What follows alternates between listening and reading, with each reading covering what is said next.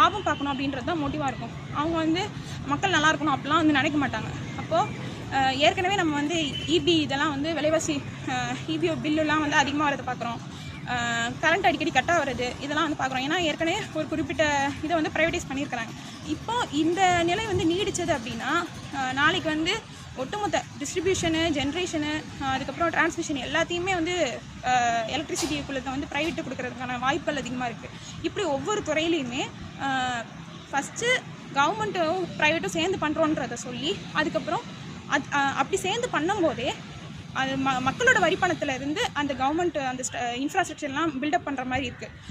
அந்த உட்கட்டமைப்பு வசதி எல்லாத்தையும் வந்து மக்களோட வரிப்பணத்துலேருந்து அரசாங்கம் செய்கிறதாகவும், ஆனால் அதை மேனேஜ்மெண்ட் பண்ணி நிர்வகித்து அதுலேருந்து லாபத்தை எடுக்கிறது அந்த தனியார் கம்பெனிகளாக தானே இருக்குது. அப்போது இதுலேருந்து பார்க்கும்போது இது எந்த வகையிலுமே மக்களுக்கு நல்லது செய்ய போகிறதில்ல அப்படின்றது தான் தெரியுது. இப்போ இந்த குறிப்பிட்ட திட்டங்களை வந்து நம்ம கடுமையாக எதிர்க்க வேண்டியது இருக்குது.